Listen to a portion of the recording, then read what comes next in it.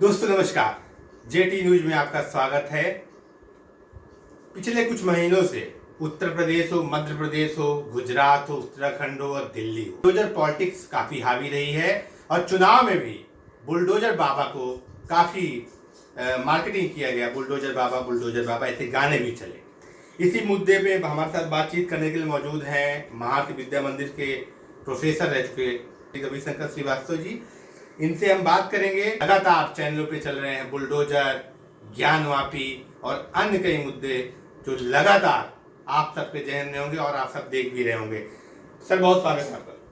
शुक्रिया शुक्रिया।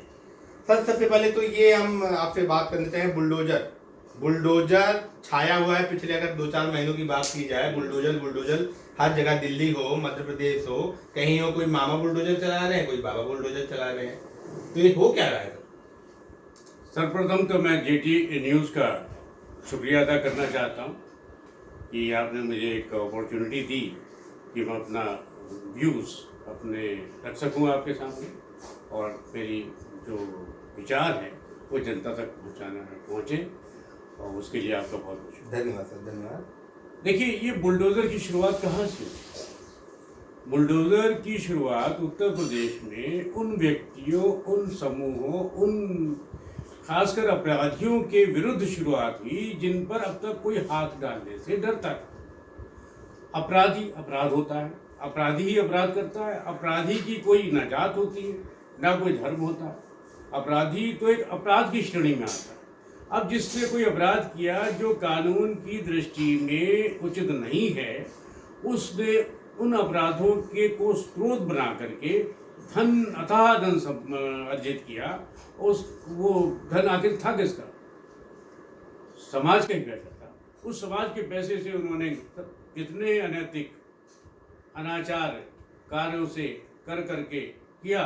और जब उनके पास, जैसे आपके फॉर एग्जाम्पल, आपने किसी सरकारी ज़मीन पे कब्जा किया, ज़मीन पे कब्जा करने के, चूंकि आप उस पोजीशन में है कि आपको कोई रोक नहीं सकता, आपको कोई टोक नहीं सकता, आपसे कोई पूछ नहीं सकता, ना आपके पास नक्शा है, ना ही आपके पास ज़मीन के कागजात हैं। नक्शा पास होता है, एक ये प्रक्रिया है, ये बाकायदा मतलब ऑर्गेनाइज्ड वे में ये एक प्रोसीजर है कि आप पहले नक्शा बनवाते हैं, फिर उसको पास करवाते हैं कॉम्पिटेंट अथॉरिटी से, उसके बाद में उसको ज़मीन आपकी होती है। या आपके पास कुछ नहीं है और बड़े बड़े भवन, बड़ी बड़ी फैक्ट्रियाँ, बड़े बड़े व्यापार, बड़े बड़े बंगले, कोठियाँ बन रही हैं, तो उनके कागज़ कहाँ हैं? कौन सा कोर्ट आपको स्टे भी दे देगा? स्टे भी देते हैं, लेकिन कोर्ट से भी स्टे मिलता है तो कुछ तथ्यों के आधार पर मिलता है। नहीं सर, आपका कहना है कि बुलडोजर अपराधियों पे चल रहा है, हाँ। जिसमें भूमाफिया थे या जिस प्रकार से भूमाफिया हैं, अवैध रूप से कार्य कर रहे हैं, तो उनके ऊपर चल रहा है। उनके ऊपर चल ठीक है, ये बात आपकी ठीक है, लेकिन ये कहा जा रहा है कि अपराधीकरण के बजाय अब गरीबों पे चलाया जा रहा है। क्योंकि दिल्ली में कहा जा रहा है, जहांगीरपुरी में और साथ में ओखला में जो है गरीबों के घर को तोड़ा जा रहा है, टारगेट किया जा रहा है, ऐसा कहा जा रहा है। देखिए, इस विषय में मेरा तो अपना मानना ये है कि आपको जिस नज़र से देखिए, मेरी मंजिल उधर से है। मतलब जो मैं समझता हूँ, मैं सोचता हूँ, अपने हिसाब से बात करता हूँ। ये बुलडोज़र वहाँ पे चला, ठीक है, उसमें जब ये कोई कार्य होता है, कोई अभियान चलता है, तो उस अभियान में मास बृहद रूप धारण कर लेता है। वहाँ पे ये बाज़ारों में आप देखें, दिल्ली में जो सड़कें हैं, आधी सड़कों से ज़्यादा उनको अधिग्रहण किया हुआ है। किन लोगों ने?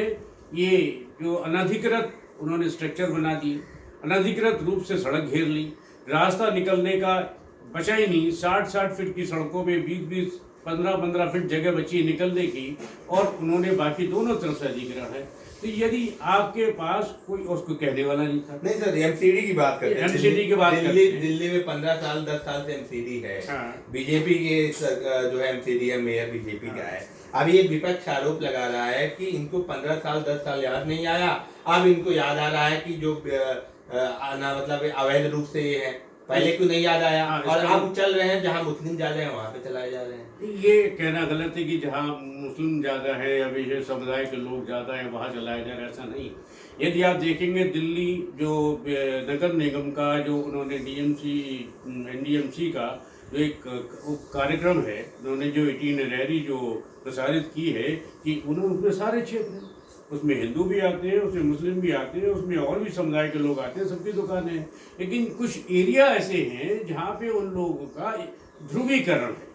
जैसे जहांगीरपुरी की बात आपने की, या आपने शाहीन बाग की बात की, कुछ या आपने खादर की बात की, कुछ एरिया है मंगोलपुरी वगैरह में जहाँ उनका ध्रुवीकरण का ज़्यादा लोग हैं। तो वहाँ उस तरीके से, और वहाँ पे जब बुलडोजर चलता है तो उसको रंग पॉलिटिकल पार्टीज देती है, ना कि वहाँ के लोग। वहाँ के लोग तो पॉलिटिकल पार्टीज के पीछे चलते हैं।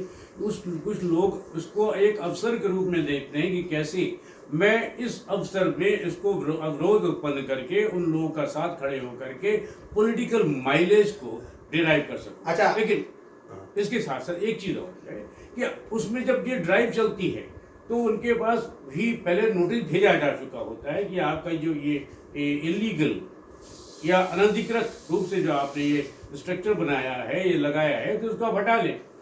तो उसमें घर किसी का नहीं तोड़ा। जहांगीरपुरी में मिठाई वाले थे, उन्होंने कहा कि मेरा ये पक्का जो है रजिस्ट्री हुई है, ये मेरा मकान आपसे नहीं है, और यहाँ पे बीजेपी ने बुलडोजर चलवा दिया। आप कैसे देखते हैं इसको? क्योंकि कहा जा रहा है जैसे पत्थरबाजी होती है जहांगीरपुरी में, उसी के दूसरे दिन से बुलडोजर चलना वहाँ पे शुरू हो जाता है। तो कहीं ना कहीं जोड़ के देखेंगे या अलग देखेंगे? नहीं, इसको मैं साथ में जोड़ कर देखना नहीं चाहता। ये एक विद्रोह की भावना होती है। जब आपने देखा ये एक, अगर ह्यूमन साइकोलॉजी में जाए का हम इसका एनालिसिस करें तो आप देखेंगे कि जब कोई एक्शन होता है अपराधियों के खिलाफ, तो और अपराधी को पीछे से कोई सपोर्ट करने वाला होता है तो उग्र हो जाता है। तो ये उग्रता एक शुरुआत होती है और वो दुर्धारण कर लेती है। अब आप उसको कहते हैं पत्थरबाजी, आप उसको कहते हैं कि साहब ये हिंदू मुस्लिम, ऐसा कुछ नहीं।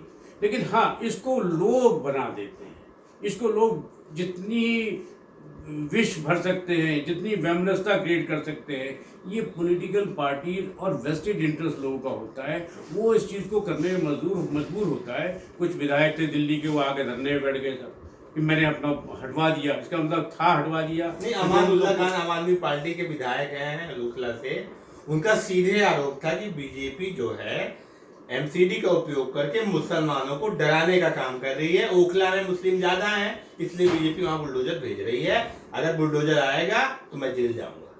हाँ, तो आप इसको देखें ना, ये उनका वक्तव्य है। इसमें सत्यता क्या है?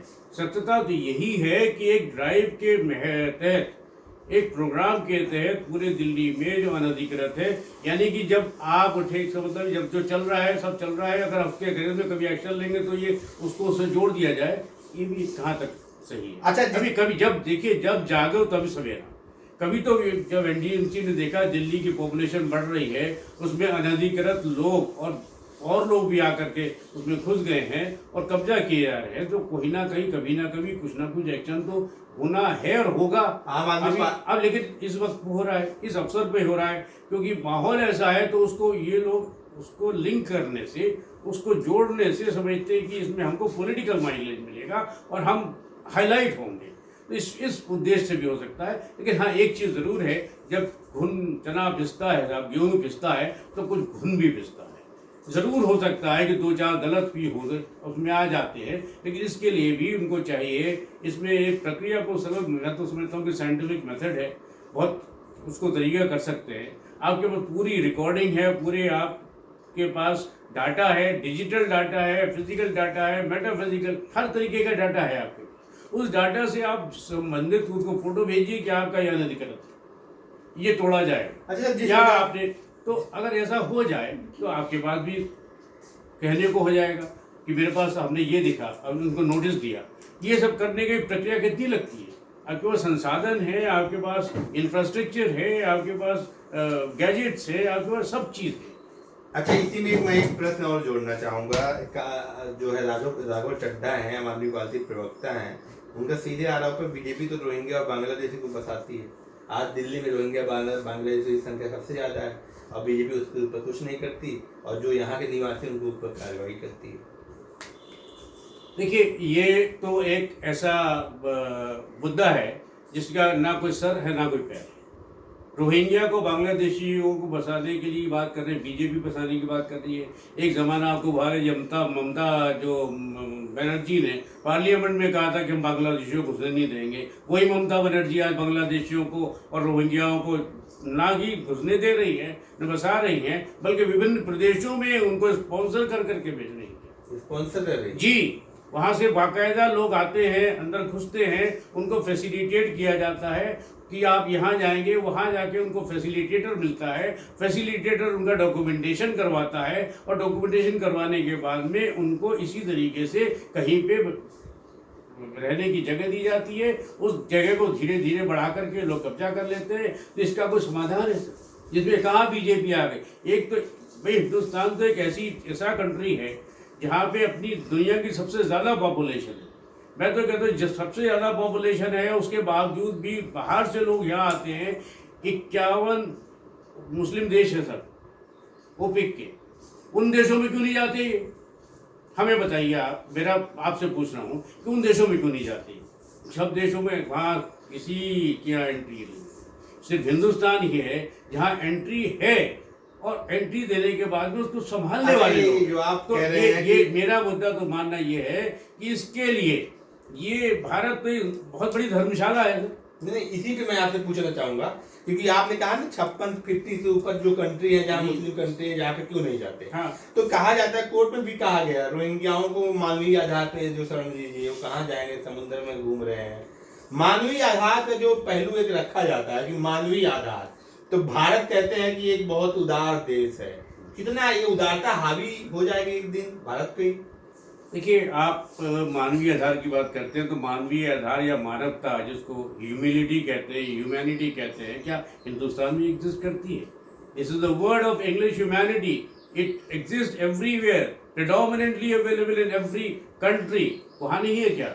उन लोग नहीं, अगर जैसे मान लीजिए अब इसको अगर ह्यूमैनिटी के नाम पे बात करते हैं तो जितने भी कंट्रीज हैं उसमें थोड़े थोड़े जाए, सब जगह बढ़ जाए, थोड़े थोड़े एडजस्ट करें, सब लोग हिंदुस्तान हमारे भी आए। लेकिन जहाँ हमारी भारतवर्ष की अपनी पॉपुलेशन लीप एंड बाउंड से बढ़ रही है, मतलब रात दूनी दिन चौगनी तरीके से बढ़ रही है, उस देश में अगर करोड़ों की संख्या में बांग्लादेशी, रोहिंग्या और लोग भी आ जाएंगे तो हिंदुस्तान में अब ये फिर एक तरफ रोना करते हैं साहब कि बेरोजगारी कहाँ बेरोजगारी? जब बेरोजगार, हम रोजगार कितने क्रिएट करेंगे? गवर्नमेंट कितने क्रिएट करेगी?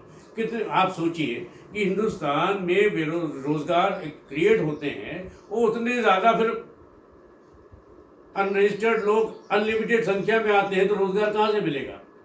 अच्छा, उत्तर प्रदेश के मुख्यमंत्री कहते हैं जहां अपराधी, माफिया, भूमाफिया जहां पे रहेंगे, योगी आदित्यनाथ कहते हैं वहां पे निरंतर बुलडोजर चलता रहेगा। कि विपक्ष से सपा के जो अखिलेश यादव आरोप लगाते हैं कि बीजेपी जो है अपने विधायकों पर बुलडोजर नहीं चलाती, बीजेपी के लोग जो है इलीगल काम कर रहे हैं उनके ऊपर बुलडोजर नहीं चलता।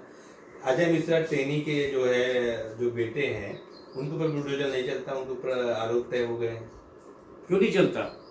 कानून अपना काम कर रहा है। अजय मिश्रा टेनी का बेटा जो है वो जेल में गया, सुप्रीम कोर्ट से उसको जमानत खारिज हुई, दोबारा जेल में है। वो कानून जिस एरिया में कानून भी कार्य कर रहा है उसमें हस्तक्षेप करने का न मेरा अधिकार है न आपका अधिकार है। उसमें बुलडोजर का क्या सामंजस्य? अगर वो गलत किया है तो कोर्ट देख रहा है। It is the prerogative of the supreme court that has made a committee and that committee has probed the matter and found that he is guilty and accordingly he has been put behind the bar। और हाँ, ये मानता हूँ कि उनकी जमानत high court ने manipulate कर दी और वो छूट गए, but again supreme court protesting कर उन्होंने बुलाया, उसका अध्ययन किया, किन परिस्थितियों में ऐसा हुआ तो उन्होंने कैंसिल कर दी, वो दोबारा जेल में है, केस चल रहा है। तो अब ये देखिए विपक्ष का काम क्या है? विपक्ष अपना काम कर रहा है, पक्ष अपना काम कर रहा है, तो जो सरकार में होगा विपक्षियों का तो काम ही है एक के मुद्दे को उठाना। भले ही वो मुद्दा अपनी पारी में इनिंग खेल चुके हैं वो, जबकि उसमें उनकी भी इस तरीके से रही है, तो सब ये, लेकिन ये है विपक्ष। अब ये हिंदुस्तान में क्या है? राजनीति है, जनतंत्र है, लोकतंत्र है। अब वही लोग जो संविधान की दुहाई देते हैं वही संविधान का खुलेआम करते हैं। हाँ, अवहेलना करते हैं। वो गवर्नमेंट जो कर रही है मेरे ख्याल से तो बहुत कुछ कर रही है और हमारा देश आगे बढ़ा है, ना कि राष्ट्रीय स्तर पर बल्कि अंतर्राष्ट्रीय स्तर पर। आज एक चीज आपको ध्यान में रखनी चाहिए, पूरा विश्व जहाँ इकोनॉमी गड़बड़ाई है, economy is struggling, they are vying to make existence and to sustain. India is one country which is still flourishing. आप देखिए, आप हर क्षेत्र में जाइए, जिस क्षेत्र में आप जाना चाहते हैं वहाँ पे हमारा जीडीपी बढ़ रहा है, इकोनॉमी बढ़ रही है, ऐसी कोई प्रॉब्लम नहीं है। अरे कौन सी चीज़ आपको लग रही है कि हिंदुस्तान में आज तरक्की कर रहा है? महंगाई एक मुद्दा बनाया जा रहा है। महंगाई को तो आप देखिए, महंगाई तो जब महंगाई काहे का मुद्दा बनाया जा रहा है? मेरे ख्याल से महंगाई, ये जो प्रोसेस है, सन 1947 में जब हिंदुस्तान आज़ाद हुआ था तो ₹1 में $4 मिलते थे, और आज ₹76 का $1 है। उसके हिसाब से गरीबी तब ज़्यादा थी या गरीबी आज ज़्यादा है? तब पॉपुलेशन मुश्किल में 52 करोड़ थी, आज 135 करोड़ है। उसके बाद भी लोग संपन्न हैं। आप किसी भी क्षेत्र में चले जाइए, कहाँ गरीबी है, कहाँ महंगाई है। आप शाम को निकलते हैं, बाजार में घूमते हैं? बिल्कुल बिल्कुल। आप बाहर में लिकर शॉप में चले जाइए, कभी किसी ने पूछा महंगी है या सस्ती है? लाइन लगी, भीड़ लगी। आप एयरपोर्ट में टिकट कराने चले जाइए, किसी भी दिशा में जाइए, हवाई जहाज में लाइन लगी, वेटिंग मिलेगी आपको, सब फुल है। ट्रेन में चले जाइए, चलिए छोड़िए हवाई जहाज की बात, वो लोग एक क्लास है जो जाता है, ट्रेन में तो सब आदमी जाते हैं। आप किसी भी ट्रेन में चले जाइए, 1 महीने से पहले रिजर्वेशन मिल जाए तो आप मेरे पास आइएगा। अगर महंगाई है तो ये पैसा कहाँ से आ रहा है? तो इकोनॉमी में this is demand and supply. Demand and supply has a parity in the sense that unless the buying capacity is there, I mean you cannot buy, and buying capacity is there because the money inflow is there. When the money inflow is there, the economy is growing. नहीं, गरीब कह रहा है कि 200 रुपये litre सरसों का तेल हो गया है, सारे सामान महंगे होते जा रहे हैं। कई चीज़ें विषयों पे बात कर रहे हैं कि टिकट जो है महंगा हो रहा है, टिकट बुक हो रहा है, लेकिन प्रभाव तो जो एक लोअर मिडिल क्लास फैमिली उसके ऊपर ज़्यादा पड़ रहा है। लोअर मिडिल क्लास फैमिली की बात करते हैं आप? किस फैमिली? हर फैमिली में, किसी में। अब सरकार ने 80 करोड़ जनता को फ्री में राशन बांटा है, करीब लगभग 1.5 साल से। कितने का होता है आपको अंदाजा है? कितने, अगर आपको टोटल वैल्यू उसकी निकालेंगे, जनता का तो राशन बांटा है तो आधे राशन तो जो जानवर खेतों में खा जा रहे हैं। हाँ, तो जानवर खेतों में खा जा रहे हैं, तो उनको बांटने के लिए लेने वाले लोग भी नहीं है, आपको पता है। अब लोग सरेंडर कर रहे हैं, उनको चाहिए नहीं राशन, कार्ड सरेंडर कर रहे हैं। जब गवर्नमेंट ने, सरकार ने कहा भाई जिसके पास एयर कंडीशन लगे घर में, जिनके पास 4 पहिए की वाहन है, जिनके पास 2 पहियों का वाहन है, जो इनकम टैक्स देते हैं, या जिनके पास और लग्जरियस कमोडिटीज हैं, वो उनको कार्ड, राशन कार्ड बने हुए हैं, तो they don't fall in that bracket. तो उनको राशन कार्ड सबमिट सरेंडर करना चाहिए, वो हो रहा है। तो देखिए कितने, और 1-2 नहीं, हजारों में नहीं, लाखों में राशन कार्ड सरेंडर हो गए। इसका मतलब ये है कि सरकार की जो फैसिलिटी होती है उसका भी लोग दुरुपयोग करते हैं। तो दुरुपयोग खत्म हो जाए तब ठीक है, फिर इकोनॉमी बैलेंस आ जाएगा। अब आज हिंदुस्तान में देखिए, पेट्रोल आज ही गवर्नमेंट ने 9.5 रुपये घटाए हैं। कभी सुना किसी कंट्री में आपने? पाकिस्तान में 1 दिन का पेट्रोल है। कल श्रीलंका का राष्ट्रपति का स्टेटमेंट था कि मेरे पास 1 दिन का पेट्रोल है। क्या आपने हिंदुस्तान में सुना? पेट्रोल भी चल रहा है, सब गाड़ियां भी चल रही हैं। हिंदुस्तान आज की तारीख में, भारत किस जगह पे? भारत के प्रधानमंत्री की रेटिंग क्या है? 73% उनकी रेटिंग है, पॉपुलैरिटी रेटिंग है। जबकि as compare to US, UK, Australia, France, Japan, New Zealand, all prime ministers don't stand anywhere near in the vicinity of prime minister's popularity index. तो कुछ तो किया होगा, लेकिन देश हमारा बढ़ना चाहिए। तो दोस्तों, देश प्रथम होना चाहिए। मातृ विद्या मंदिर के पूर्व प्रोफेसर रविशंकर श्रीवास्तव जी ने अभी बेबाकी से अपनी राय रखी, अपनी बात रखी, बुलडोजर पॉलिटिक्स पे अपनी राय रखी, और राजनीति का जो एक परिदृश्य बदल रहा है कि अगर अपराधी और भूमाफिया का प्रकोप बढ़ेगा तो बुलडोजर चलेगा। आगे भी हम अन्य मुद्दों पे बातचीत करेंगे। तमाम मुद्दे इस समय चल रहे हैं, चाहे ज्ञान माफी का हो, चाहे रोजगार का हो। रोजगार का मुद्दा भी काफी हाईलाइट है, इस पर भी हम चर्चा करेंगे। अगले एपिसोड में हमारे साथ बने रहिए। बहुत बहुत आभार। धन्यवाद, बहुत बहुत शुक्रिया।